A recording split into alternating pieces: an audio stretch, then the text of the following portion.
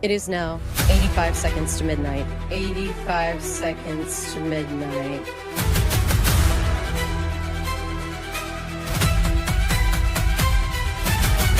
"85 seconds to midnight.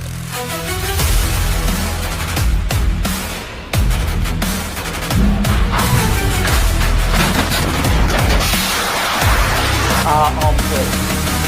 85 seconds to midnight.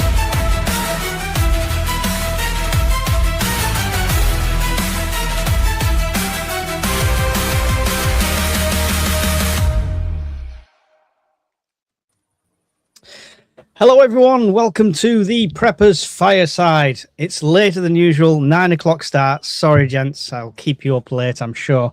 But yeah, just got in from work, so it is what it is.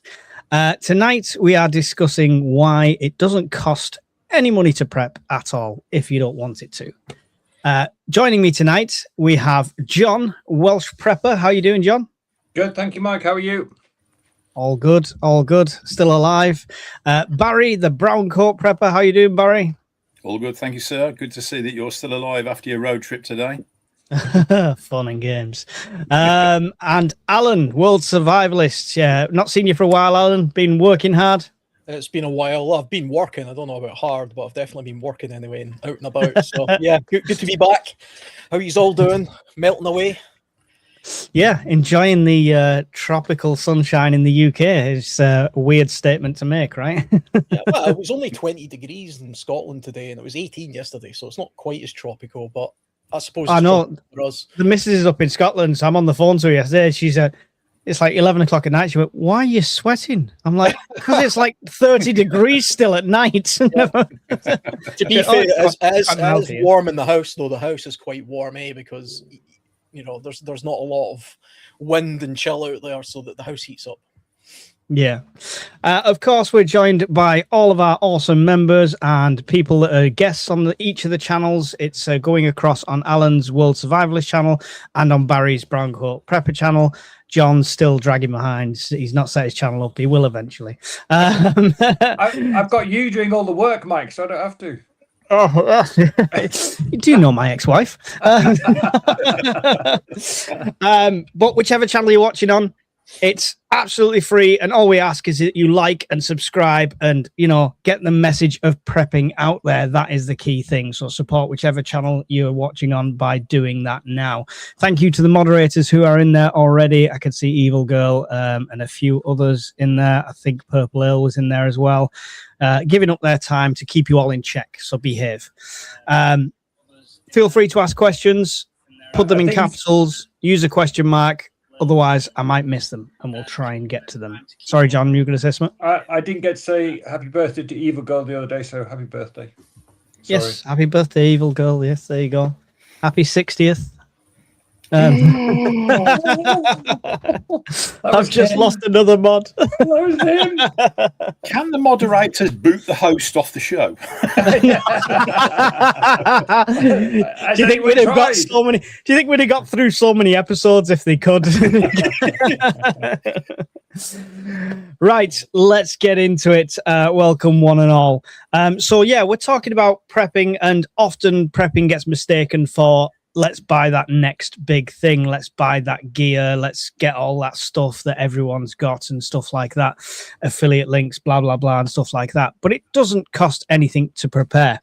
Alan, when you first started doing what you do, or preparing, or survivalism, stuff like that, was it a massive investment, or how did you go about it? No, of course it wasn't a massive investment. I think... hopefully you can hear me, by the way. Some people are saying turn my mic up, so hopefully this is a little bit better. I think when it came to sort of outdoor stuff, just like most people, I was very young. I was a kid, so I didn't have anything at all. I didn't have a tent. I didn't have any equipment. I didn't use a knife until I was a teenager, I don't think, out in the woods. And it was really just a case of going out and experiencing it and seeing what worked and what didn't work.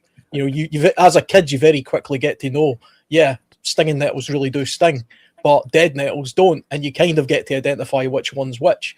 And if you get interested in the subject, you start to notice things that a lot of other people don't notice, like the seasons, and you start to realize what you can do in each of the seasons and what grows in each of the seasons. And that's where the skills aspect of it comes in. And you can build on your skills with nothing at all.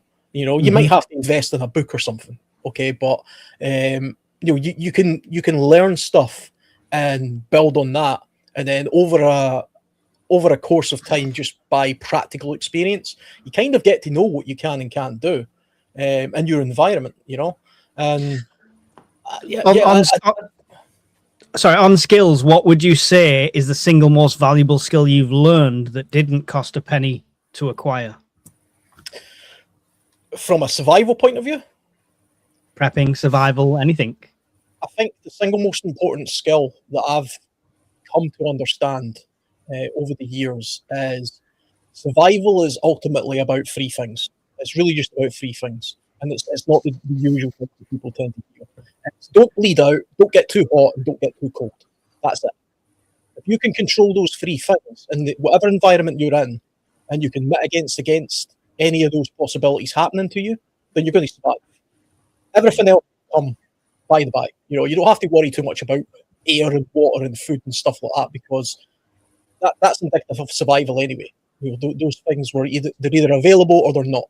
But if you understand what happens if you get a bad bleed and how to control it and how to look out for it, if you can understand body temperature, which is the number one thing in survival for human beings, because we're tropical animals. I know we think it's tropical just now in the UK, but ultimately human beings have evolved to survive in a temperature around about 24 degrees Celsius. Right? So when we come into these environments like the UK, we're not evolved for this. So by simply understanding that principle, I can kind of put myself into any environment now and work with what I've got. Yeah. Excellent. John, same question. What's the single most valuable survival skill you've learned that didn't cost you a penny? If we take out the training I've had with critical care, first aid, Coast Guard, and all that sort of thing, first responder, which didn't cost me a penny, but it cost someone. I think just mental resilience, just learning that you can control your environment to a certain extent, and you can accept that there's some things you cannot control, and you either remove yourself from them or you wait for them to be over. So building what Alan said, once you've sorted out your environmental conditions, if you have mental resilience, you can make sound decisions based on the information available at the time. You can take the next step. You can prioritize. Do I need water first? No, I've got 20 liters of water. Okay, I might need food. Do I need shelter? And having mental resilience and practicing mental resilience is probably the first thing I realized as a prepper you needed to be able to make sound decisions under pressure. How do you train mental resilience, or how do you acquire that skill? I was lucky in that I joined the military, so everyone who joins the military is built into them through a process of breaking you down physically and mentally, and then building you back up again. But that's what recruitment does. I think you've experienced a bit of that, Mike, yourself, and Barry as well, I think. But if you're not in the military, you just take yourself through everyday scenarios.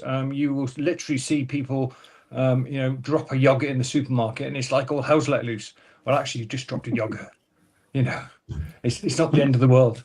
I'm being flippant, but that just going through everyday examples and reflection is a really important part. If you do something and you made yourself look like a right twat, just sit there afterwards and go, how could I have handled that differently? What are my options? Go through your options, pick the best option. Yeah. And practice it. Barry, skills over gear. What skills have you acquired? I think I've been lucky enough to sort of pick up skills without actually really knowing them. I was fortunate enough to be shuttled off to the Cubs and the Scouts movement and learned quite a bit, basic camping skills, that kind of sort of stuff at quite a young age. And I think that's probably what started off my preparedness journey without even realizing it. And like I say, it never cost me anything. Those are all skills I've acquired, picked up along the way. And then as the years have gone by, you add to them. You find things that interest you, like Alan's and his survivalist channel, the skills that he's picked up because it's stuff he's interested in doing, and that's the path he's followed. And I think it's going to be down to each individual and what their interests are in response to being either a prepper, survivalist, whatever you want to call us. Yeah. Can I just jump in one thing before we move on to the topic? Just because John, what John said, like I'm 100% behind that, and I think the mental aspect of survival and prepping generally is overlooked. And it's funny because just as a little bit of a skill, there's one quote in a movie. I don't generally survival type based movies are nonsense, but there's one called The Edge. I think I've said this before, where Anthony Hopkins they're being attacked by a bear, and he says the one thing that kills most people in the wilderness is they don't die of thirst or hunger or anything like this. They die of shame. And that basically is the skier gets lost. He sits down at a tree and he's freezing. He says, well, I may as well just give up all hope. And he sits there and he freezes. He's not proactively. He's gave up in his mind, and then his body will follow. And that's true. That's a genuine thing. And something I've been practicing for several years now is a meditation technique called mindfulness.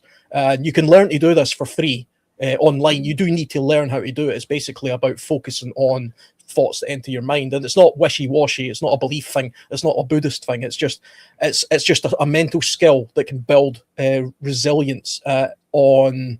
It gives you a little bit of mental sort of fortitude for crises, because most of the things going on in your head, the doom and the gloom, and the oh my god, it's all going wrong. What am I going to do? I'm just going to die. That's just a thought in your head. And if you can understand how to overcome that thought, you can then move forward with the skills that you've acquired. And mindfulness is a genuine technique that a lot of people in the survival community now use. So I recommend that. And if you want to, I know we're talking about not spending money, but if you do want to spend a little bit of money, I recommend an app called, it's created by Sam Harris. I think it's about £150 a year. It's a great app though. And he teaches it very well. It's supposed to be the free one, Alan. I'm sure there's some dodgy free ones somewhere, you know. Excellent. Skills is always like, we always say skills over gear because it's something that can't be taken away from you and stuff like that. But in a way, is that still prepping? Because skills are when it comes to prepping has ended and now it's survival time, right? That's where skills come into play. So how can we actually prep for free? And when I talk about prep, I'm thinking, what do we do now? Food storage, water storage, things like that, medical, etc. So I want your ideas and your suggestions of how we can actually prep for free. Barry? Oh, I hate it that you've come to me first. I can go first. Yeah, I mean, you say free. I mean, nothing in this world is totally free, unfortunately. So, I mean, like, you know, everything doesn't have to cost the earth. Next time you go out shopping, stick an extra tin in. It might be 45p, 50p, a pound. You're probably not going to miss a pound each shop. Put that can to one side. That's the start of your prepping journey. You've made a start. Buy a small survival kit. But we're talking about buying again, Barry. But what I've just said, you can't failing get the anything exercise for free nowadays. You can. John, what can you get for free? Go on then. Food. Food. Food for free. Foraging. Yes, true. There you go. Yes. Yeah. But that's, So- again, that's a skill that's got to be learned. Yes, it's all right having the book. Yeah, But- absolutely. You've got to read the book. You can have a very well-educated shelf, but it's up here where you need it. And you've got to be You've very, got to very read the careful when book. it comes to the mushrooms. Yeah. Yeah. The other thing I really like is I'm showing you a book, but it just gets the message across quickly, is pallets. You can do all sorts with pallets. They're usually given away at either recycling centres or building sites. People put them outside the front of their yard when they've had a delivery. You can do all sorts of things with pallets. If you only just burn it, it's free. You can get free wood. One thing I would say about pallets, though, there's 3 types of pallets, and there's one that is really horribly toxic, so don't burn that. And you can Which look it up one? online. I'm looking in my folder here and I can't find it at the moment, but there is one type of pallet where it's just Isn't nasty. that the The blue one? one. The blue one. Yeah, it's the blue one. NIC, they're stamped anyway. All pallets are stamped. 2 are good for burning. 1 is really horrible, toxic shit. So don't burn that. Yeah. But look it up for yourself. It comes up straight away on the internet. They use the blue one for food transport generally, but I think they impregnate it with something that. Oh, here you go. Yeah, methyl bromide. Someone's just come up with. Yeah. Oh, there you go. Methyl bromide marked MB, which you can remember as bad, marked bad. Yeah. There you go. But most pallets, as I say, you can make furniture out of them. You can use them to stick in your muddy patch in your garden. You can turn it into kindling. You can burn it. It's great. Excellent. Free. Alan, what can we do for free? I tell you what you can do for free is you can get yourself into a mindset that you want to be a prepper at this point or a survivalist for whatever reason. So taking it from the prepper's point of view, which is generally about, you know, hedging your bets and forecasting what you think is going to happen, and therefore stocking up on the things that you think you need to get yourself through a period of time. Lots of people waste a lot of food, right? I've probably got stuff in my freezer right now or at the back of my cupboard that's just going to waste. So as soon as you get yourself into the mindset, okay, I'm not going to do that. I'm going to prepare and I'm going to utilize what I already have. So I'm not buying anything else. I already have this stuff. I'm not just standing outside with nothing on. So I'm going to go into my pantry and I'm going to take an inventory of what I've got in there food-wise, and I'm going to organize it in such a way that it's going to be maximally utilized. Whether that be an ingredient or whether that be something that's about to go out of date, I'm going to put that to the front of my shelf.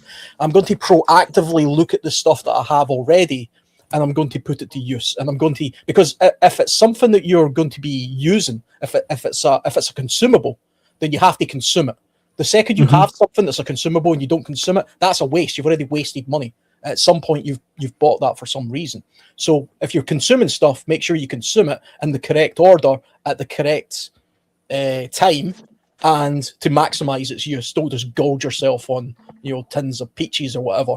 You know, spread it properly and then start to learn what the best way of doing that is. And you can do this with everything. You can do this with energy. You can do this with food. You can do this with your water. You can do this with basically everything else. But you have to put yourself in the mindset first and then take inventory. And also fitness, your own personal fitness, which I'm sure we'll get onto. That's the number one thing everybody can do. Don't say the F word. Everyone leaves when you mention the F word. I'm sitting here drinking a beer after eating a pizza. You know what I mean? So you should all be fitter. I can preach it. This has vitamin C in it. I'm sure. Yeah. It's got water in it. Yeah. This has got a C in it. I don't know. No, it's a great point. Another thing as well, let me go through this because a few have mentioned the stuff that I was going to bring up, so let's give the people credit. Storage Mouse says the library is free to acquire knowledge. Everyone can join a local library and stuff like that. If you're in a remote place, check out your mobile libraries. They do come around in certain places. Fill your freezers with blackberries. There you go. I mean, when you look at the food for free book, there is like obviously things like the mushrooms you got to be careful with, stuff like that, and some things are a bit is that or not. Obvious ones like blackberries and stuff like that, we can all identify. We can all get, wash, clean, etc. Freeze it, use it in things. Jam, make your own jam with it is another one to do with that. And if you live near the sea, there's all manner of free stuff you can forage on the sea from the shoreline. Definitely. Fishing is on my to-do list this year to learn more. Make your own compost for free. Yep. There you go. Yes, there you go. That's people still buy stuff like that. Food banks as appropriate, free cycle and Facebook pages, etc. 100%.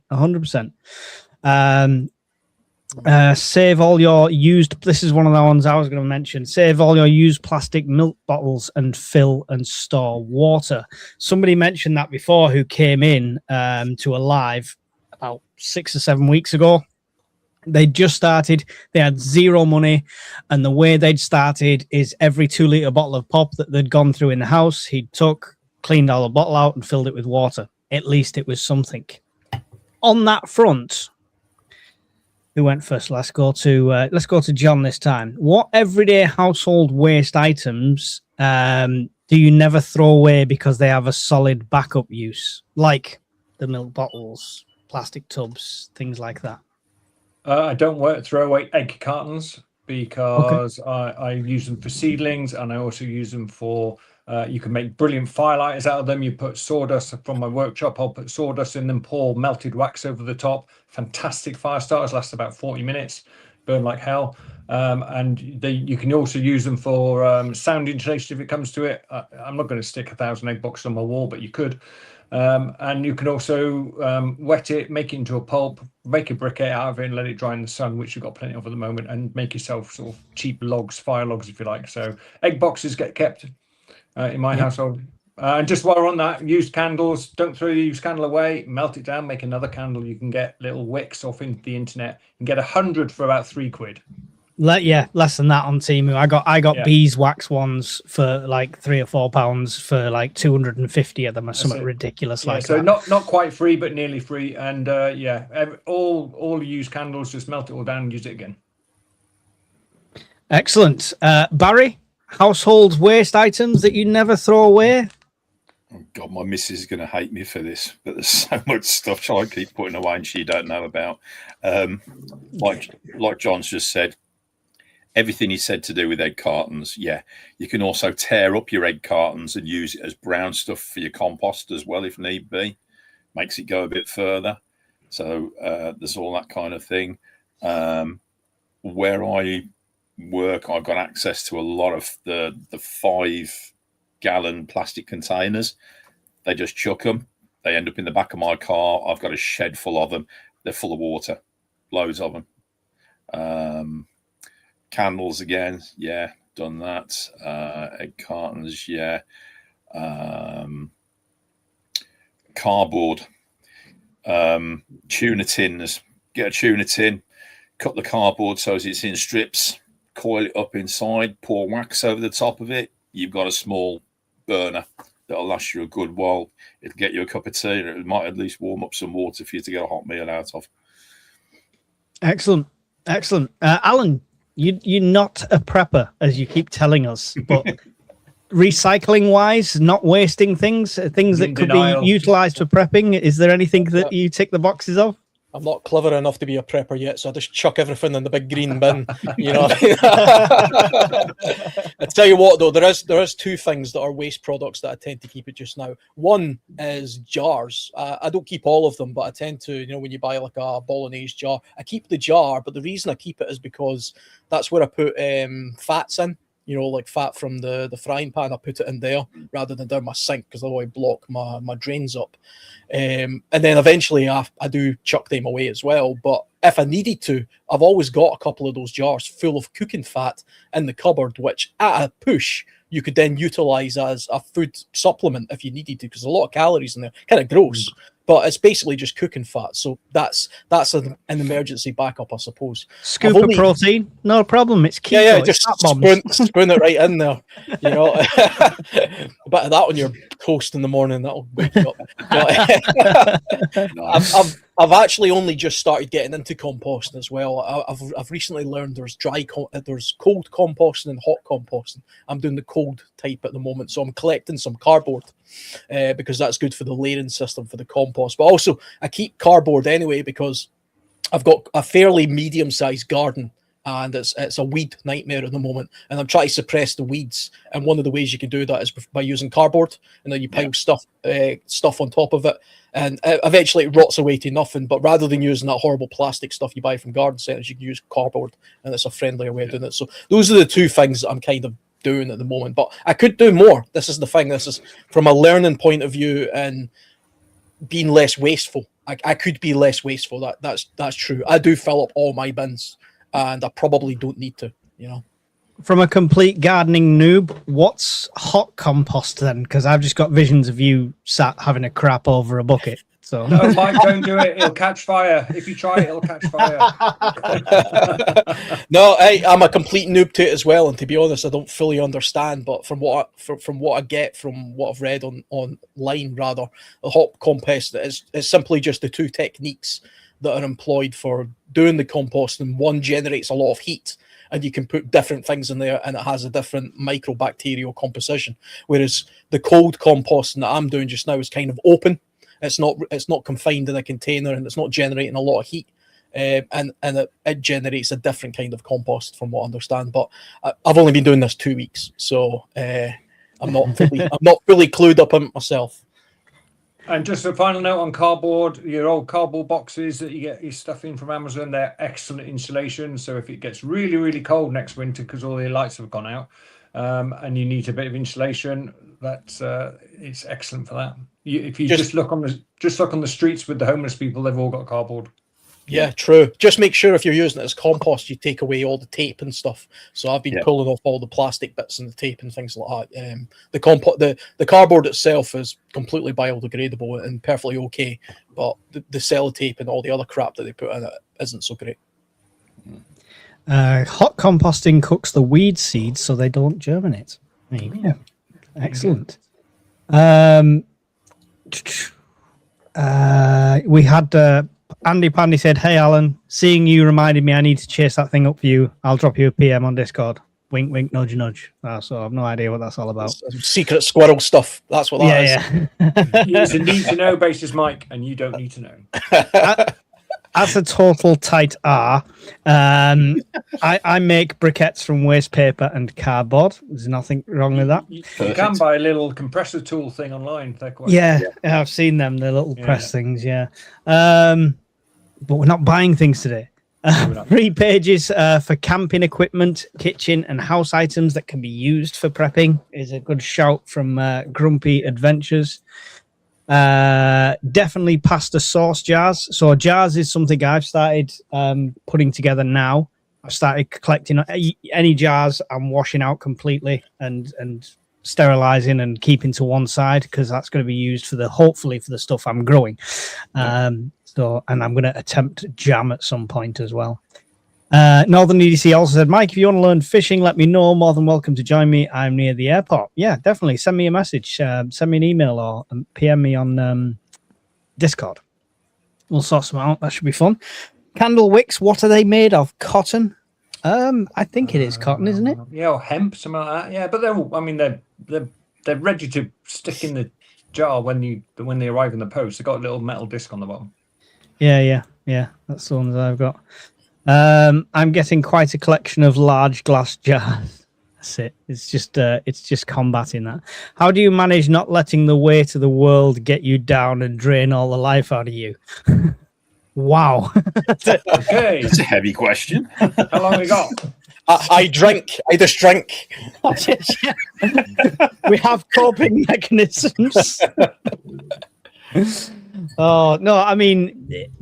Just keep taking the meds. No, it's honestly...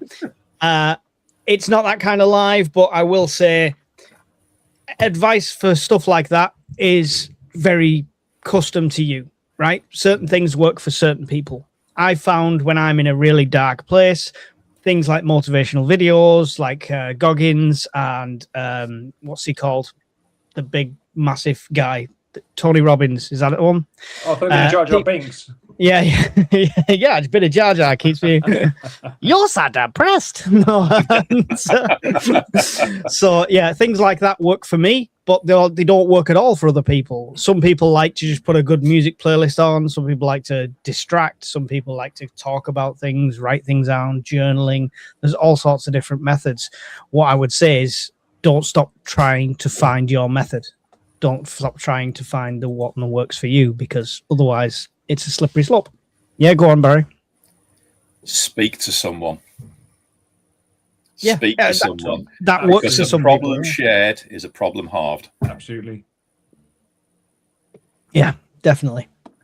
If your butcher prepares chicken breasts himself from whole chickens, then ask what he does with the leftover carcasses. He has to pay to get rid. You can use them for stock, and you both win. Yeah, it's a keto superfood. That's actually a pretty good. That's actually a pretty good idea. Yeah, nice bone broth. Bone broth's beautiful. It's about the maximizing your stuff again. This is the thing. We live in a wasteful society. We never used to be this way. It used to be the case that people used every single bit of the thing that they purchased from a butcher's. They would make one product would get 3 meals. It wouldn't be a one thing. You know, you wouldn't buy a chicken, eat the chicken, chuck the carcass away, and there's your dinner. You would make soup, a curry, and a roast chicken out of that one chicken. You know? Yeah. Or at Christmas, it'd end up being Christmas dinner, turkey sandwiches, turkey curry, turkey this, turkey that, sick of bloody turkey in a week's time. That's what you got for New Year's Day. Turkey. See, again, though, that to me is a change of mindset, because people are lazy. People will take the easiest route possible, or the most natural route possible. And if you have everything given to you, that just in time type mentality, then you're going to be a consumer. You're just going to be a one day at a time consumer. And if you can switch that off and get back to the mode of no, I'm going to buy what I need and I'm going to maximize the use out of it, then you're going to save a lot of money that way. It's not entirely free, but you can't get through a day in life without expending something, whether it be cash or calories. So there's a trade-off somewhere. But what you can do is maximize it to the fullest. That's the kind of method we've took in this house now, because of trying to get on top of things. We've kind of trying to roll back to this wartime mentality of make, do, and mend. It's like, oh, there's a hole in them jeans. We're not going to throw them away. Can we sew them up? Is it on a seam? If not, put a patch on, stuff like that. You know, we're really trying to get into that make, do, and mend, and making every bit of food go somewhere and do something. I always make a bone broth out of what I do with chicken as well. If anybody else wants to do this, is so if I'm just having, like, let's say 3 chicken thighs or something as part of my meal and no one else is eating, I'm not going to try and make a bone broth out of 3 chicken bones. So I bag them up and they go in the freezer. And I do that multiple times. And then when I've got a collection in the freezer, all of them come out, defrosted, then boiled up and made a huge bone broth out of it. So that's the way I do that. I fill up used plastic bottles with tap water, stick them in the freezer. They can be used as cleaning water if the water goes down, and in a power cut, they will keep the freezer cooler for longer. There you go. Absolutely. I mean, it doesn't just have to be cleaning water. If you fill it up with clean water and you're freezing it, you can still drink it when it defrosts. Definitely. Don't worry about if the shit hits the fan, the last thing's on your mind is going to be microplastics. Cooking fat smelling candles. Yes, bacon smelling candles. Lovely nice. work.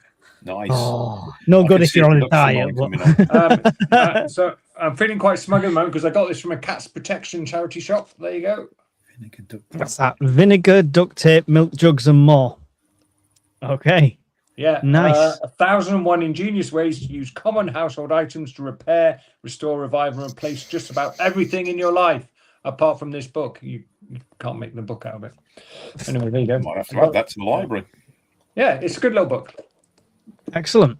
Good find. It's a good idea. See with stuff like that. It's a good idea to have a little of a practice to see how the things actually play out, rather than just reading it entirely from a book. Do you know, I see continuously about the fantastic, amazing things that duct tape can be used for example, in a survival situation. I'll tell you right now, duct tape is not all it's cracked up to be. If you stick a piece of duct tape on a tarp in the wild, it will last approximately an hour and then fall off. It will not hold a tarp together. And there's lots of reasons why that's the case. But if you read a book about duct tape, they will literally give you the impression that it can be used for literally anything, and will seal anything, repair any hole, stick anything together. No, it won't. Good, you use it for stuff. But I tell you what, just as an experiment for anybody who doubts what I'm saying, take a piece of duct tape that you've got, of a Gorilla Tape, right, and stick it on the back of your TV remote. Honestly, do this. And I guarantee that it will last 4 days and then fall off. Because you're touching it, and it's got moisture moving it. I guarantee it. Just, you know, I've tried duct tape repairs many times in the wilderness, and it works for a while. Sometimes a day, sometimes a few hours. It's not a fix, but you know, it has its uses. But just take a little bit with a pinch of salt. The books. Some would say you're just not using enough duct tape, Alex. I could just make the whole tarp out of duct tape, and then then it'll be fine. See Brian's in the house. Evening, Brian, Scotch Prepper. How are you? I'm behind. Sorry. I'm trying to make sure I don't miss anything. Brian's sunning it up in his holiday home, so he couldn't Costa join del us this Caravan. evening. Yeah, Costa del Caravan. In There he fact, is. I've just seen yes. I tell you what, see, just because I'm in the mood for shitting on books, I'll also point out. I'll also point out. See the Food for Free book. I love that book. I've got all of those little books as well, and they're really good, and you can learn a lot of stuff from them. But one thing that book doesn't point out that a lot of people simply they don't really take it into consideration is the seasons. The seasons are very critical when it comes to particular kinds of wild foods. And that book kind of lays it out in such a way that you can just take that book, wander off into the woods, and somehow you're going to find all of these things and identify them and eat them. There's two things wrong with that concept. One, the seasons won't allow you to do that. And the second one being, see if it's not protein-based, if it's not animal-based, fish-based, or something like that, you will only get by a very short period of time on wild herbs and wild foods, especially in the UK. Sorry, vegans and vegetarians, but I'll tell you right now, it's actually impossible to live more than a couple of years in the UK just off natural resources that aren't protein-based. So you need to understand that if you're in spring, you're going to see things like wild garlic, nettles, dandelions. If you're in the summer, it's going to be wild strawberries, blackberries, herbs, things like that. The autumn, it's going to be your hazelnuts, elderberries, rose hips, stuff like that. And in the wintertime, that's the most critical time. You're going to need to learn how to store nuts. You're going to need to understand roots, and you're going to need to understand all season plants like superfoods. One of them that comes to mind in the UK is called cattail or bulrush, as I think they call it in America. It grows, everybody will know what it is. It's got like a big brown stalk and goes all fluffy and stuff. You can eat the roots of that all year round, and it's full of carbohydrate. That's a superfood. Learn that food. Learn 2 or 3 main foods, and then use that as your wild foraging thing. There's no point in learning about the best blackberries, because what you got to do when you can't find them in the middle of winter. Mm-hmm. Excellent. Good point. Absolutely, absolutely valid point. I keep asking my stepdaughter, who's a vegetarian, what she's going to do when the shit hits the fan. Would she like a nice tasty burger? She still says she won't, but I think she will. Give it a month and she'll be eating squirrel raw. I guarantee it. Excellent. So yeah, I'm sorry. I've just tried to highlight comments. So sorry if I miss comments, guys. I am multitasking galore. We already had that one. Cooking fat burns, good too. I mix it with sawdust and use it as firelighters. I don't have the stomach to eat it. You don't now, but if you're starving, even the sawdust will be appealing. I do pressure canning, all the stuff I grow from my tiny back garden. Excellent. Well done. Barry. How can you invoke the name of the horrendous Jar Jar Binks? Wasn't me. That was my key. You mentioned it. You brought it up. I didn't mention you Jar will. Jar Binks. Oh, it was yeah. Sorry, it was. Me. It was one of the mastermind contestants. I can't remember which one. Remember, you have 100% success rate for survival because you are still alive. There you go. We're doing well so far. But it will eventually go to 0. It will eventually go to 0. There's no in between. There's no getting away from that. 100%. The number 12 bus, 0%. You can make a small boat from duct tape, cardboard, and some well-placed sticks. You first, Mark. I'll look forward to the video. You can use the same tea bag more than once. No, well, I mean, no. We're getting too extreme now. We're not having weak tea. We're British. Come on.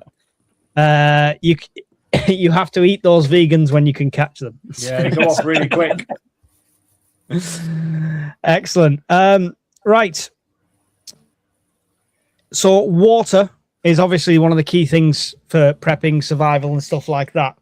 So obviously, Alan, we've both got the Grail filter, which is a pretty penny. Yeah, there you go. I've got the Dalton as well and stuff like that. I've got the Life Straw. I've got a Soya Mini. All these things cost money. How can we prep water or prep for water without costing us anything? Well, you can capture it from the sky. I mean, that's the most obvious way of doing it. Yeah.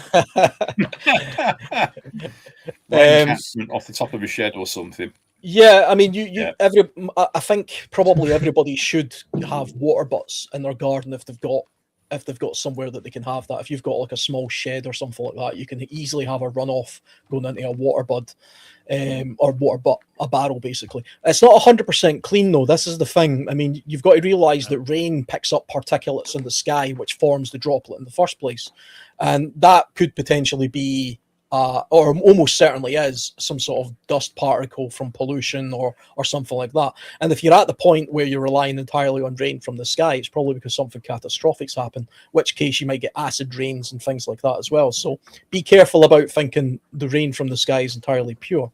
I would still filter it and purify it if I've got the means to do that. The other obvious thing you can do is find a clean drinking water source that's local to your area. For millennia, human beings simply went to a water source and gathered water from there. I understand that you have a lot of farm runoff nowadays. That's the primary thing that causes us problems in the UK, is farm runoff. It's not it's not cryptosporidium and other things like that. It's things that farmers put on their fields, and it's very hard to remove that stuff with a filter. In fact, you can't. You can use purifiers. You can use something like the Grail that will remove agricultural type chemicals and heavy metals and things like that, but it's not 100%. I would still, if it was an absolute emergency and it was all going to hell, I would boil it as well. But remember, boiling's also not a catch-all, because all you're doing is pasteurizing water, and boiling water doesn't remove heavy metals or agricultural waste and things like that as well. If you're at an absolute push, and this is my last point, if you're in pure survival mode and you need some water, if you find a fresh water source, which is a puddle that's just happened because it's just rained, or a small stream that you know the source of, you know it's coming off the hill and it's not running through a farmer's field, walk up that stream a little bit, maybe 100 meters, a couple hundred meters, make sure there's no dead animals in it. Go back down to that stream, and then what you want to do is dig a hole next to it, right? Dig down until eventually the water seeps in. That's called a gypsy well. And let it settle for a little bit. All the gunk and stuff will go to the bottom, and then using a cup or a straw or a rag, drink that water. That will be naturally filtered water. And there's lots of other methods you can build your own filters as well. But if you're doing it for absolutely free, dig a hole, drink the water once the sediment drops to the bottom. And if you're coastal, you can even do that with a solar still, right? With a sheet, a weight, and seawater, essentially. Seawater is a little bit more difficult because, of course, it has salt in it. And usually, like modern day survival techniques, well, you need to use a reverse osmosis system in order to remove that, or a distill of some description. The problem is when you distill water, you're also removing any vitamins and minerals or anything like that, or the electrolytes, the stuff that you need in water in order to survive. If you just have completely distilled water, it's not good for you long term, but you can do it at a push, and there's lots of methods for doing that, kind of just by stuff that you find on the beach. Another method that I've seen employed in the world is you have like a net that basically you construct. You have like a big net or a sheet, mostly a net, in your garden hung up on like a clothes horse, and you have a gutter at the bottom, and the dew in the morning will settle on the net and then drip off and rain into the gutter, and then you can collect it in a butt at the bottom. Basically, you're licking the condensation out of the morning dew. And if you come from a place like the UK, that happens regularly, almost every morning, almost all year round. So it is a reliable way of getting water. Have you tried it? I've tried dew. I've tried gathering dew before from certain trees. I tried it with years and years ago. I tried it with a willow tree, which is very. In Australia, you can use gum trees and stuff. You put a plastic bag around them, and then the evaporation of the leaves condensates in the inside of the bag, and it creates a small pocket. And then you can drink that water. You can do it with lots of different trees. I tried it with willow in the UK, which is kind of similar. It has a bit of a weird taste because willow also has salicylic acid in it, which is the compound they used for aspirin. So it has that aspirin-y taste to it. But it does work, and you can do that with plastic bags on certain trees. But be careful, don't do it with yew trees or something stupid like that, because you'll poison yourself. Okay. Barry and John, the challenge is, what can you talk about on water that Alan's not covered? Well, It's already on Discord, but I put a PDF on there a few weeks ago. You can make your own water filter out of a pot bowl. So that's virtually free if you can find a pot bowl. Also, you can make your own activated charcoal. You don't need to buy any of it because you can use bleach or lemon juice. But if you want to make it quickly, you can buy calcium chloride, which is about £8 for a kilogram on Amazon. It's perfectly legal to own. It stores very shelf-stable, stores a long time. And there's also a PDF on the Discord on how to make activated charcoal for yourself for a filter. So either free or very cheap. Excellent. Barry, any additions? Yeah. I mean, all I can say is I use a lot of those sort of gardening trugs, and every chance I get, I leave them out overnight on the off chance, if we do get any rain whatsoever, that it gets collected in those. And it's surprising, even with a short shower, how much water you can collect if you've got enough receptacles to collect it in. Whether that be off a shed roof, into a water butt, into open buckets in your back garden. If you've got a patio, get some buckets out there as well. Do the sheet method that Alan's just been saying, straight over the top of your washing line if you've got one. Anything like that, just so you can collect as much water as possible. Take the opportunity to identify any local water sources that you've got as well. I'm fortunate enough to have like 2 or 3 all within walking distance, but I would prefer to go more along to find the source, like Alan suggested, just to be on the safe side, to make sure there's no nasty lurking in there. Don't think that river's right there. I'll be fine without doing the research and following that up and see where it comes from. Absolutely do your research. Make sure that you get your water as clean and as pure as possible, whether that be boiling it, filtering it, combination of both, and if necessary, like I say, use the live straws or your grails as well, just to give you that extra layer of protection when drinking your water. Excellent. I think water's covered. I mean, on the I'm just, I can't afford to prep. Just purely filling up your bottles with tap water on a rotation, keeping that stored for a while, then every so often rotating that out is going to give you that water storage. It doesn't always have to be sealed bottles of water, and you can treat that, you can clean out, you can sterilize the bottles and stuff like that. I've got a lot of water storage in glass bottles, which stores really well as well. You can do really ingenious things with very little water. You've got to remember that the astronauts on the space station basically recycle all of their water in order to survive. They're not getting replenished. They're recycling their own body water in order to stay alive. And they're not using the most, of course they're using some fancy sort of machinery to do that, but there's a method for doing that naturally if you just understand how it works. See, even something like you were talking about, Mike, with a solar still, there's a million different ways you can build a solar still, and you could do them in your garden if you really needed to. And it sounds kind of gross, but I know how to solar still urine, in your garden if you really needed to. And it's a very easy technique to do if you just learn how to do how evaporation and condensation works. Once you understand the principle of it, you can get enough water and just use it correctly. You only use the water you need. If all goes to hell, you're not going to be taking baths. You're going to be back to the Stone Age where every bit of water counts and every bit is precious. Luckily, in our country, I can't really see how we'd ever be short of it, to be honest, unless it was contaminated. Yeah. So here's the question, Alan. If it's a urine solar still, is it best to all have your own little solar still, or is the family all going to share? I'm all about the sharing. I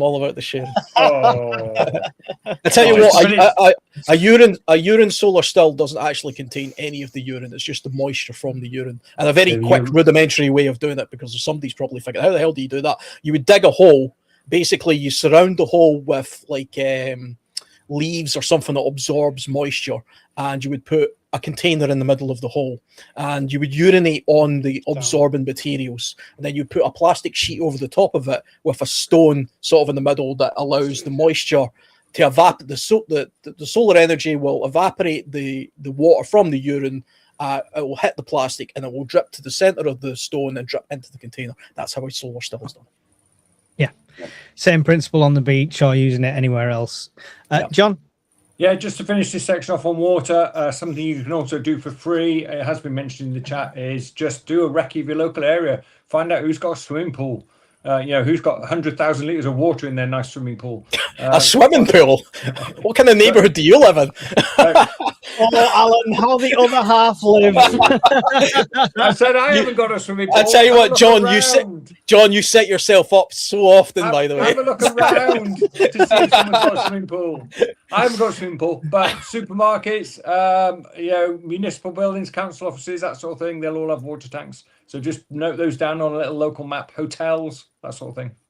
The amount of water you have in your radiator system and stuff like that is quite significant. Should you need to take that out, it's not great, but you definitely can use it. Yeah. Should I start drinking wine so I can use the glass bottles to store water? That is a brilliant idea. Purple, superb. Yep, get on it. I'm surprised John didn't mention that. Yes. Champagne. It's really hard to get the cork back in the top. Yes. I make the servants do it. I tell you what, wine has got quite a decent calorie content. It keeps for a very long time and it perks you up.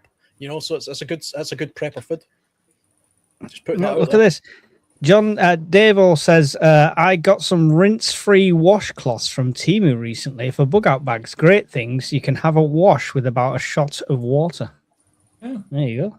Interesting. I'll have to I'll need to check stick a link for them on the Discord or a screenshot of them on the Discord, Davo. I'd love to check them out. Got 2 water butts for Christmas. Already had to use when they cut the water off by accident. Excellent. There you go. Proof is in the pudding when stuff like that. No, Bear Grylls just drinks it fresh from the source. He doesn't even solar still it. He just. I'll tell you quickly another thing that's good with water butts as well. See if you're growing your own food. You can use an irrigation system with a water bud, and I'll point you to a video that I watched yesterday where you don't need any power to do this. You can use solar or a battery in order to do this, where you use a water bud to irrigate your plants year round, especially in dry periods where water's scarce. Alan Titchmarsh's YouTube channel, his latest video is him demonstrating how to do this with a battery powered pump that goes in his water bud, and then he irrigates his plants with it. That's a fantastic. You could attach a solar panel to that. Sorry, no problem. And even without power, you'd still be able to water your vegetables and things like that. So check out his. I'm sure he doesn't need any. I'm doing it. Yeah, he doesn't need me to sort of perk up his channel, but that's where I learned that. My carp pond has evaporated almost this summer, says Band again. Come on then, give him some banter. What? Oh, so you can have a carp pond and you're an ordinary person. If you've got a spade and a plastic sheet, if you've got a spade and a plastic sheet, you can make a carp pond. Come on, it's a bit different from a pool. Carp? Come on. If you're keeping fish that you don't eat. Yet. You can eat carp. I wouldn't recommend it, but you can eat carp. No, That's pretty expensive, though. Yeah. Never eat the stuff that looks like wild celery. It's deadly. I think it's called hemlock. Not 100% sure. Do your research before the World Wide Web gets taken down. It's a fish pond, he says. I think it's a bit off topic, but what treat would you have in a backpack if the worst happens? Anyone? Trail mix. Trail? That's not a treat. That's a chore. It depends if it's army issue trail mix or not, doesn't it? I'd have an American Express black card. Of course you would. Which is going to be handy when all the power's off. Great.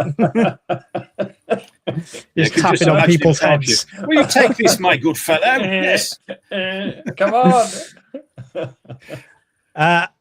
Alan, bug out bags and stuff like that. Do you have anything that's like a treat in there that's probably not as efficient to carry, but it's something you have? The only thing that comes to mind is I'm quite partial to dark chocolate, so I do tend to take some of that with me. Which is a lot more shelf stable with temperature as well. Yeah, it is. It's also better for you than just ordinary chocolate. So I'm lucky. I don't actually take dark chocolate from a survival point of view. I literally just like the taste of dark chocolate better. But from a treat point of view, that would be a very scarce item. So if I had,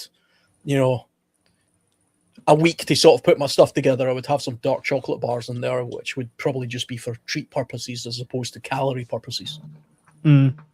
I have the chocolate, but in the form of flapjack and protein bars in mind. That's kind of my treat because I like them. Some people hate them; they're really dry. Some protein bars, but I quite like them. So that's what I have in mind. Barry, do you have any treats in the bug out bag? I've got some of those raw protein bars as well. There's some different flavors. Can't stand the bloody Oreo flavors though. That's an offense to mankind. That thing is, I tell you. Is that the grenade one? No, I think this is raw. Warrior do raw, don't they? Yeah. Oh yeah. Warrior protein, yeah. That's terrible. Apart from the champagne and the black credit card, anything really in the bag, John? No room for anything else.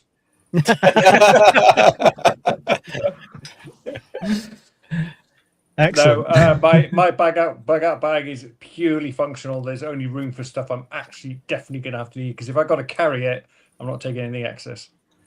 It would be a good idea to have something like spicy sauce, like a Tabasco sauce or something, because a lot of camping, the Rat Packs, yeah, it's very bland, and you'll get sick of it very quickly. So if you can spice it up, you can eat just plain rice, but see if you add a bit of Tabasco into it, it suddenly becomes a lot more, palatable.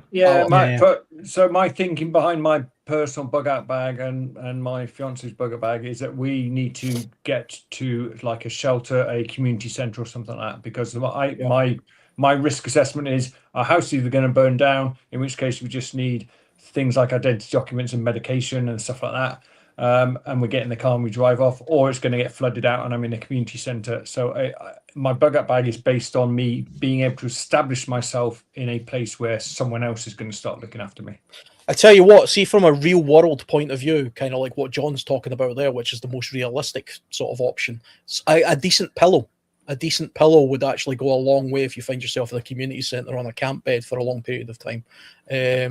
I've spent a bit of time in places before where not getting a good sleep is a real detriment to your health, and something as simple as a pillow can go a long way.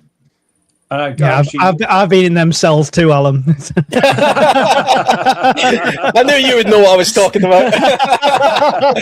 We used to call it bed and breakfast. I actually put a lightweight tarp and some string in, so I can at least get a little bit of privacy in my little corner of wherever I'd hopefully be able to find a corner in whatever community centre I ended up in, and just sort of establish myself and get a bit of privacy set up. So. Excellent. Cool. Thank you for the question. You could filter salt water through boiling the water, catching the steam and draining the steam, which is salt-free water. This is what Arabs and Romans used to do. There you go. Boreholes is, if you can. The river near me is monitored and tests positive for E. coli. Would filtering purification tabs make it safe?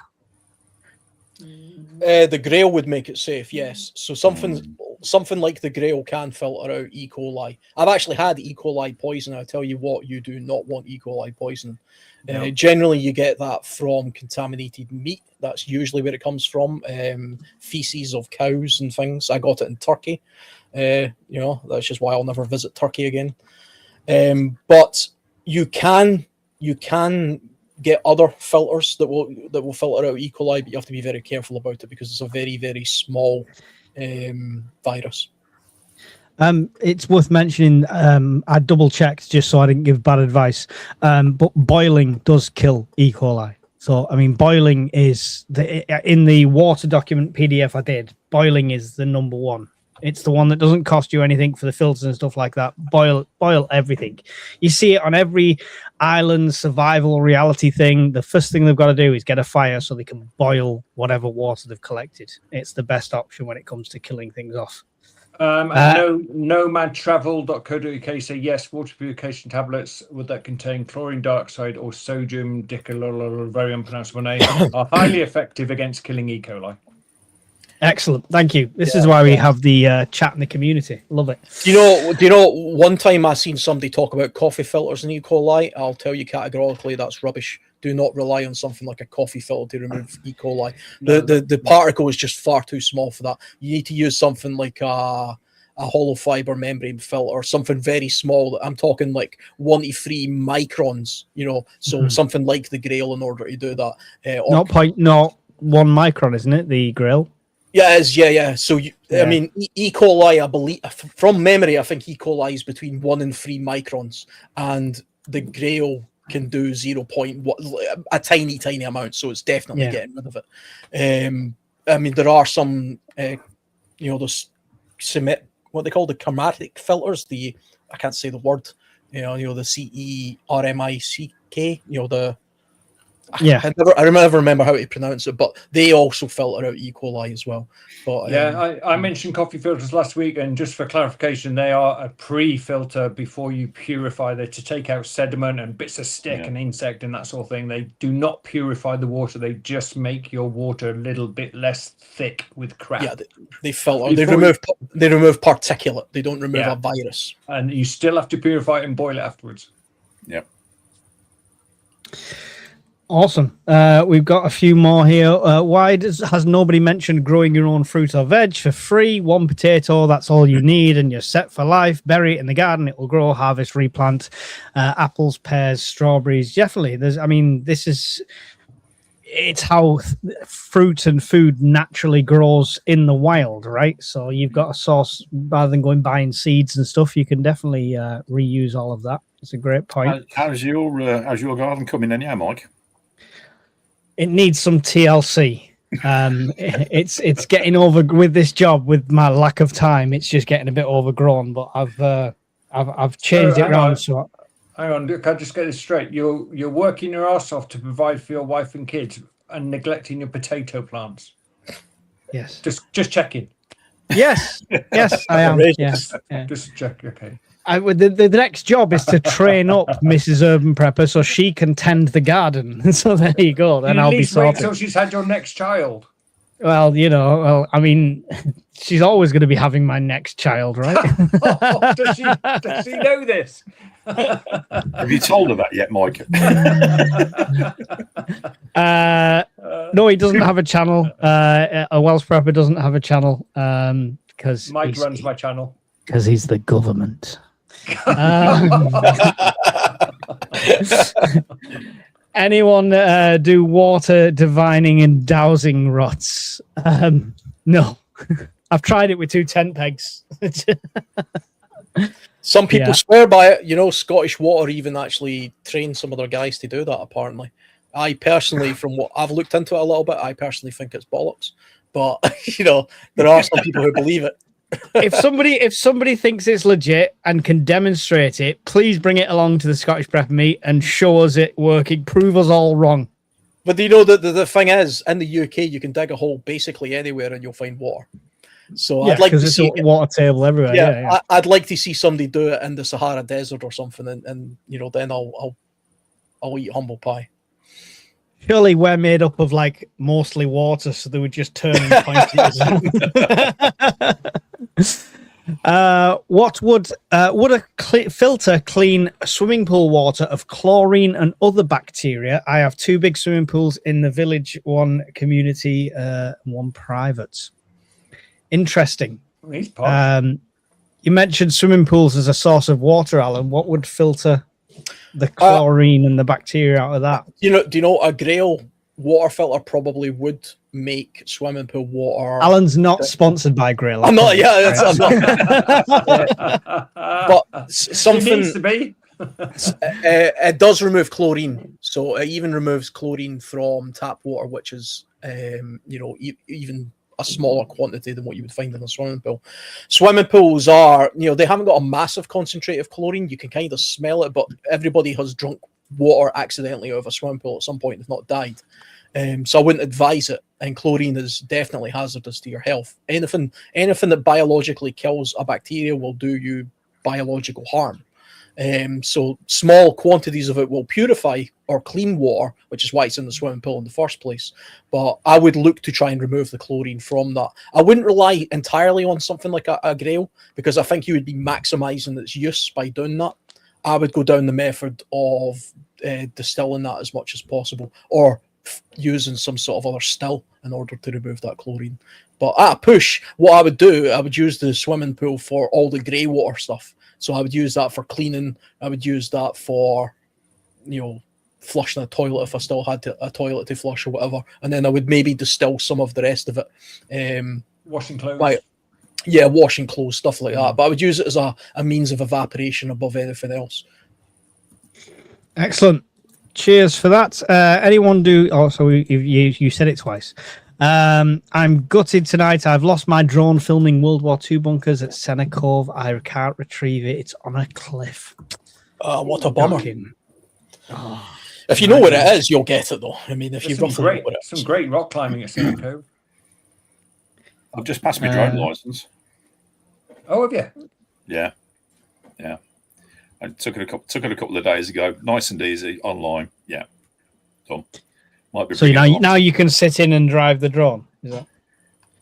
Might bring it along to the Scottish Prepper meet.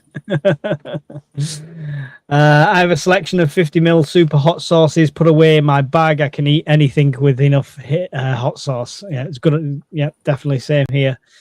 I've also had E. coli. Not fun. No idea where I got it from. Just making sure I'm not missing anything, guys. Filter and boil. Filter and boil. You what? Wales has caught fire. That's how dry it is. Wales, the wettest place in Europe, has caught fire. When I was driving back, I was driving M6 to 62 in the northwest, and there was a layer of like smoke. And as I opened the window, I could smell burning brush. You can tell when it's an outdoor fire. Yeah. But that went on for miles. So I don't know what's going on. I'm going to have to do some research after this and see where that was coming there's from. Wildfires in Greater Manchester. Crews are working to contain a moorland fire near a reservoir. That's probably what I was getting then. There's also wildfires in County Durham, Derbyshire, East Sussex, West Sussex, Devon, Somerset, and Wales. Basically all of Wales. What about the Ite Hill RO battery filter? It's good. I tested it. I drank Manchester Ship Canal water, and I'm still alive to tell the tale, so that should tell you how good it is. My only bugbear with it is a lot of time to produce a glass of water this big. So, I mean, if the only source of water was that bad, you needed reverse osmosis, then yeah, it's going to be good. But yeah, it's just on scale. It wasn't great for on scale. Did John say calcium chloride for storing water? No. No. For making activated charcoal. So you can make charcoal for free. You get a little piece of wood, put them in a tin, cover it over with a little hole in the top, and put it in a bigger fire so that the wood burns without catching fire. That makes charcoal. And then you get a 1-to-1 mix of calcium chloride and water, 300 mils. And then you pour that on top, let it dry. That's your activated charcoal. You can use lemon and bleach as an alternative. Here's a point nobody's mentioned is the UV rays for water filtering as well, which is a great point. Thank you, Bodhisattva. You can get UV pens actually, that what you put into like a 1 liter bottle, and it will purify water that way as well using UV, which is quite good. And for activated charcoal, by the way, the best product to use is coconut husks. We don't have a lot of them grown in the UK, but if you were to happen to come across a lot of coconuts, save the husks, because if you turn them into charcoal, they are the best, and most commercial companies use those. There we go. Nice. Excellent. I think we've covered lots and lots of free ways to prep. So a few additions I want to mention is one thing we've not talked about is networking. and community and talking, which is a free prep anyone can do. Now, I don't mean you've got to pay for a ticket to go to a prepper meet, but there is prepper meets all over the country, not just a Scottish one. There's a Midlands one. There's one in South Wales. There's one in Cornwall. They're all over the place. They hardly cost anything. It's usually just the cost of the campsite, and they're worth going to. The Discord that we are on is all completely free. Even the members section, there is no payment for the members section. The members section is just a way to let us get to know you before we let you in, kind of thing. It's just a way to filter out some people. But yeah, networking, Barry, and community. Anything you're doing there apart from obviously the Discord, but maybe more locally? Not at the moment, I must confess. I'm lucky enough to know a certain individual who's on tonight as well, who's literally just a few thousand yards away from me, which is a fellow prepper. Hawkins knows him as well. So that's the start of a group, isn't it? You've got to start somewhere, and then there's obviously family. Other than that, it's still quite a small thing for me around here at the moment. What about you, John? Is there any free local community groups, clubs, public services, like amateur radio clubs, things like that you could utilize as a free way of networking, you think? Not that I know of at the moment. I've just moved to the area a couple of months ago. I've been trying to, well, not trying very hard, but I've been keeping an eye on the Zone 3 chat. We've been trying to arrange a meet for some time now. It just hasn't come together yet. I'm sure it will in the future. But before that, looking forward to the Scottish Prepper meet. I'll make my way up there. That should be an excellent weekend. That's supposed to say any more questions, not any no, but never mind. Close. Same question for you then, Alan. Networking wise and things like that, and community wise, anything you can do free that you can think of that people can do? I think, the from a club's point of view and things like that, I'm in a kayaking club, and I'm in a jiu-jitsu club. I suppose the thing is with those kind of clubs is they tend to attract like-minded people. So if you join a hill walking club, for example, or an orienteering club, they're going to generally know good stuff about orienteering and hill walking and probably camping and outdoorsy type stuff. The jiu-jitsu guys are going to just know about how to kick your arse a lot and roll around. But other than that, they also have similar mentalities. I mean, one thing you could do for free that doesn't involve joining a club is to pay particular attention to certain people's actual jobs, their skills, their professions. It would be a very good idea to know a dentist. It'd be a very good idea to know a doctor.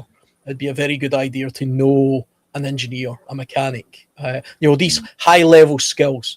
There's if you're going to be militant about it, there's not a lot of point in knowing the average bricklayer, or the average guy who works, outside like me, who's just a dog's body, or just in an office, doing something fairly useless. If you want high skill, you're going to need to know high skill people. And so, get friendly with your local neighbor who's a doctor or whatever, or if you live where John lives, an astronaut or a millionaire or has a bunker or whatever. The other celebrities. All astronauts are millionaires. Everyone knows this. Yeah. No, Mike, just on the serious note, if you are just getting into prepping now, if you're watching and you want to get some free skills, a few tips. Look out on in your workplace. They're always looking for first aiders at work, free training. St. John's Ambulance do free first aid courses. Your local community centre will no doubt do a CPR course, a couple of hours just to teach how to do CPR. Gives you a lot of confidence. In my time, I've probably come across 3 or 4 people, in the course of a heart attack, and one person having a stroke last year, and it just gives you the confidence to intervene and help them out. And just look for any other courses. Your community centres do carpentry courses and all sorts of stuff. Use this while we have it. Use YouTube, internet, everything like that while we have it. Get off this 30-second shorts because you ain't learning no skills in 30 seconds. Get onto the long form content. Search for decent and outdoor people. Alan does loads of stuff in the wild, so that's a great source for the stuff for the wild. And there's loads of different channels doing all sorts of different things. Watch them. Learn from their mistakes. Learn from what they're doing. It's a resource that might be turned off at some point or taken over by mainstream media, apparently. But if you lost that resource, it's not a case of now I need to do this thing, so I need to find a video. You need to learn it beforehand. So yeah, it's definitely one thing. Right. So we're coming towards the end. So this is where we can now mention the F word, Alan. So can't say it at the start. It's saying near the end. Yeah. So the most overlooked thing that is completely free to do is health and fitness. And yes, you can pay a fortune for a gym membership. Yes, you can pay a fortune for an app that's going to claim to get you shredded in 6 weeks in time for the beach, which is a lot of crap. But everything is you've got the World Wide Web at the fingertips. Anything these apps and these courses are offering you, you can find for free online anyway. Alan, as we both sat here drinking and talking about fitness, how can people do this? How can people get active and stuff like that, do you think? I think, I'm always going to advocate simply getting outdoors. So apart from the jiu-jitsu thing, the only dedicated fitness thing I kind of do is I cover a lot of miles. I do a lot of hiking because I'm trying to get to places that are generally relatively remote, and a lot of calories get burned in the process of doing that. And I'm also very much of the belief that simply being outdoors is a massive benefit to your health. I won't go into it too much, but there are actually studies that have been done where people who are in hospital beds, if they have a view of trees or nature, they recover better than people who don't have a view of that. And that's a real thing. And not just mentally, but also physical. It has physical implications which speeds up physical recovery. So I would always say get outdoors, but from a purely practical preppery type point of view, I would say also one thing that's misunderstood in survival is people mix up first aid with self-aid. Those are two different things. First aid is generally about applying aid to a person, whereas self-aid is about applying aid to yourself, but that also covers the fitness aspect of it as well. It doesn't matter how many skills or how much of a fantastic prepper or survivalist you are. If you are massively obese and you've got diabetes and you can't walk more than 10 yards, you're going to be in a world of trouble and you're going to give yourself a lot of issues. So do I always go to that Doomsday Prepper episode where it's the guy who's got the bunker and all the kit, but he's so fat he's in a mobility scooter and he thinks he's going to survive, sort of thing. I remember that episode. I remember saying, I mean, and do you know that ruined that tarnished the prepping community for decades after that? I remember watching that very same episode and think, this guy's talking about bloody World War III, and I'm thinking, mate, you need to worry about. He's got a war on cholesterol. You need to worry about cardiac arrest, not the Russians. But that's true. But that's because somebody has took the prepping side of it to the point where it's just hoarding, and they've got too much involved into the I need the stuff as opposed to I need the stuff because I am the thing that's supposed to be aiding. That stuff's just an aid. That stuff, but it's easier. It's easier. It's easier. People think if I can buy all the stuff and I've got all the gear, then it's easier. That's the problem. Stuff just buys you time. That's all it does. But you need to be physically fit and mentally fit in order to purchase more time. To use that time to best utilize. Again, it all comes back down to the utilization of what you do with that time or that calorie intake. And obviously the fitter you are, the healthier you are, the younger you are, the better chance you've got of surviving.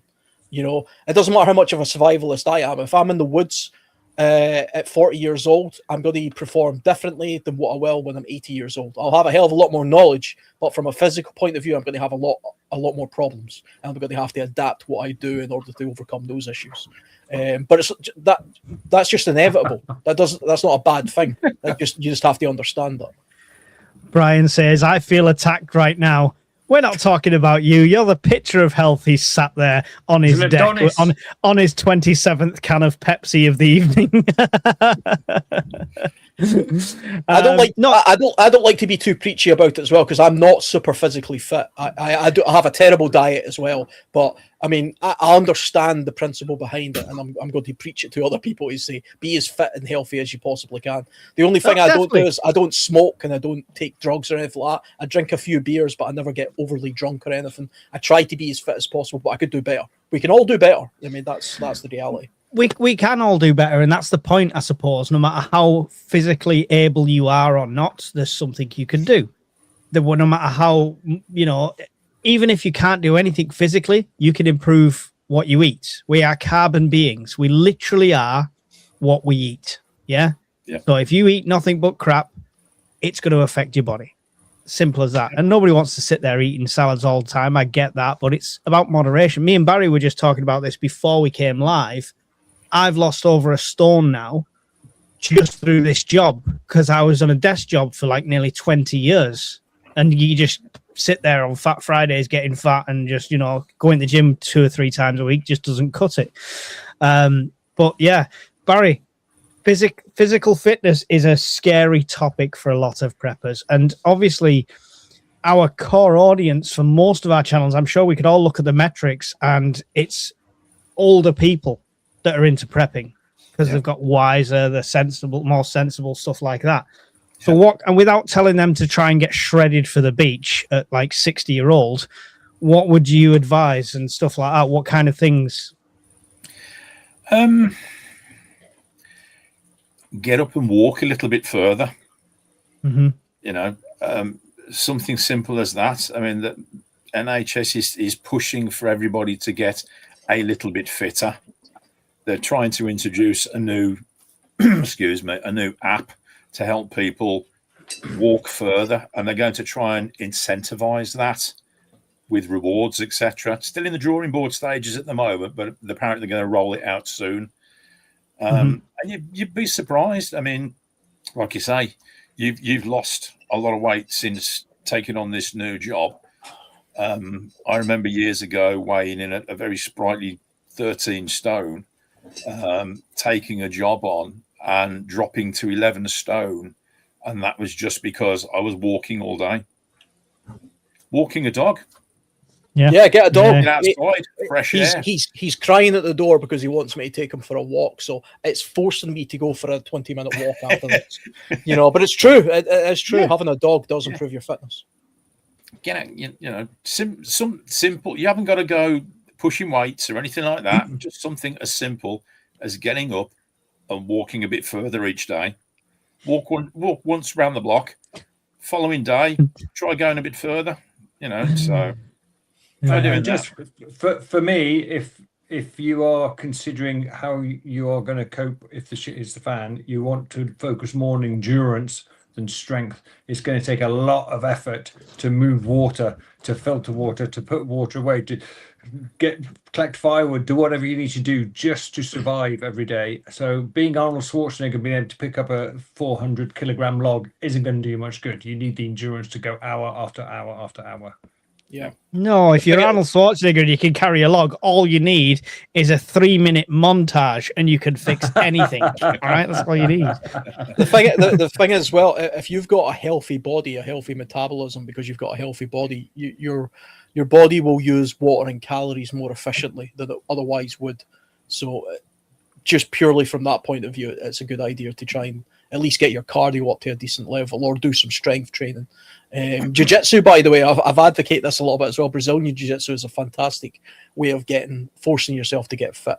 I'm not going to win any fights at my level, but it forces me to be fit, because I'm rolling around the floor with some 20-year-old that's going to kick the shit out of me, but it forces me to get fit in order to do that. And you could do this right up to your 80.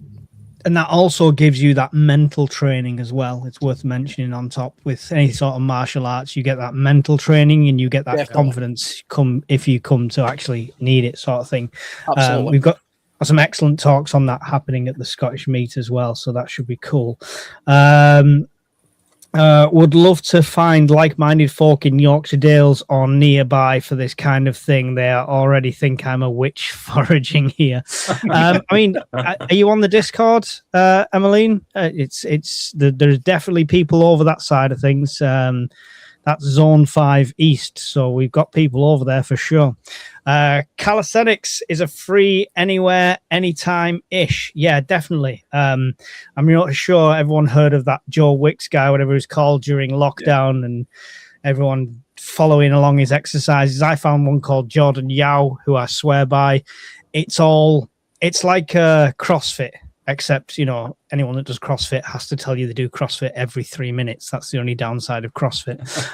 But it's all to your ability. So it's not like you have to do 50 push-ups. It's like you've got a minute to do push-ups. If you could do 2, excellent. That's 2 more than you could do before, and so on and so forth. So yeah, it's definitely a good thing. Yoga, stretching, anything like that. Need to learn mesh now, says Preparing the Path. Yes, I've got my really go up here. Oh, very flash. Yeah, that's my next thing. It's on my list, on my wish list. I was buzzing with that one. That's quality.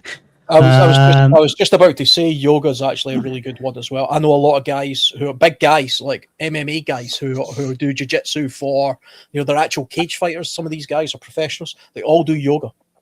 They swear by it. They think it's a fantastic way to, you know, do a lot of stretching and prepare the body, and it's good for the mind as well. And old people obviously can do that as well. There's no limit on it. The warm up for any CrossFit session was pretty much 10 minutes of yoga and different stretches. It pretty much what it is. So it obviously works. My 83-year-old mother-in-law does chair yoga. She loves it.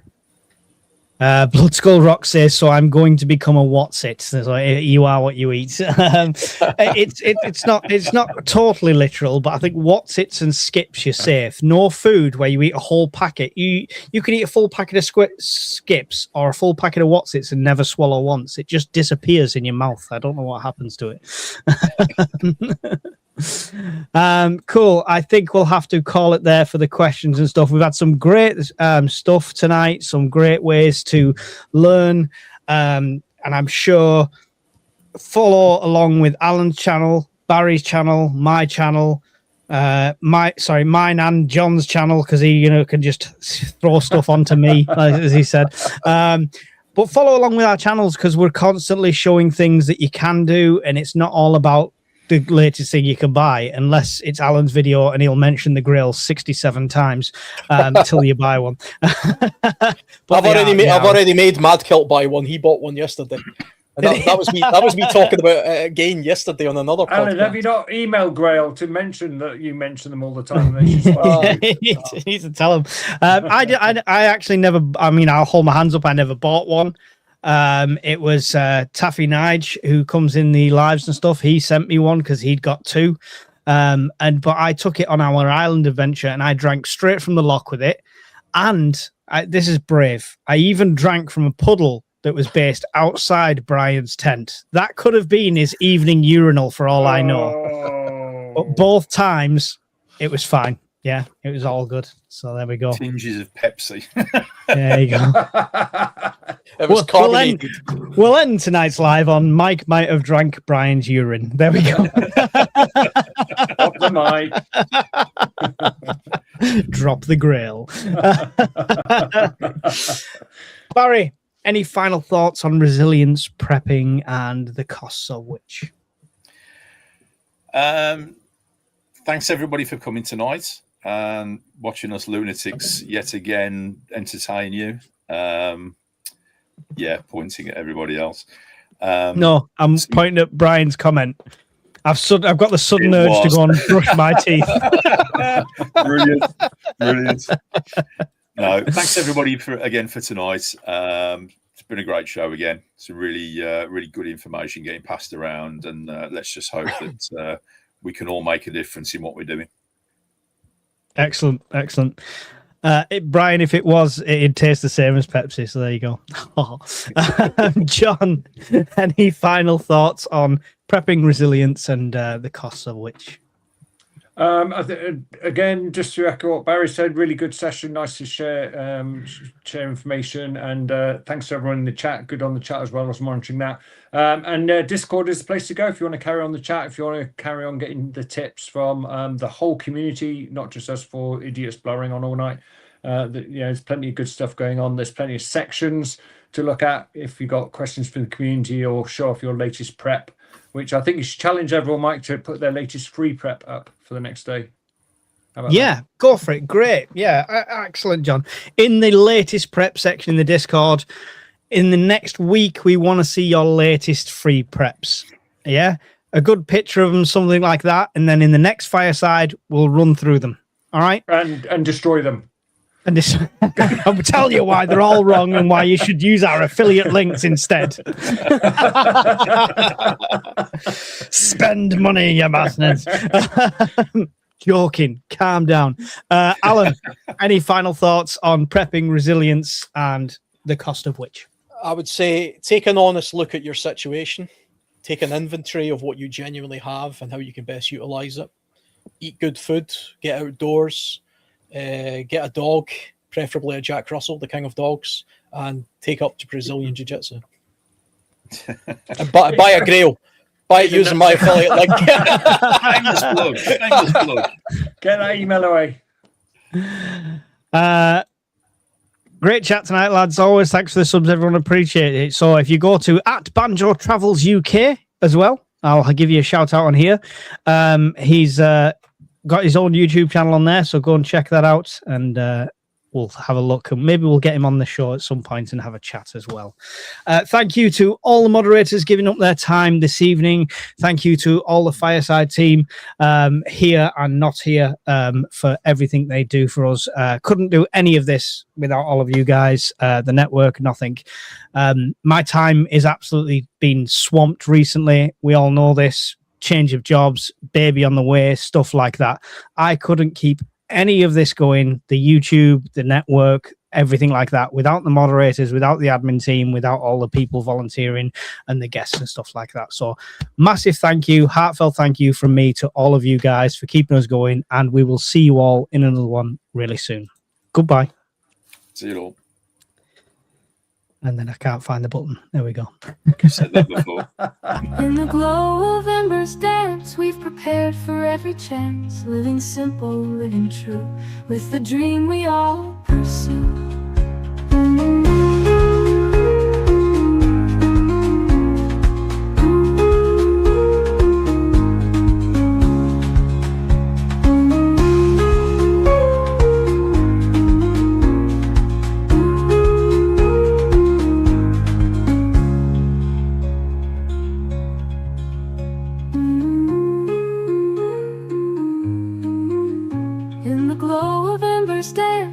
Prepared for every chance, living simple, living true, with the dream we all pursue.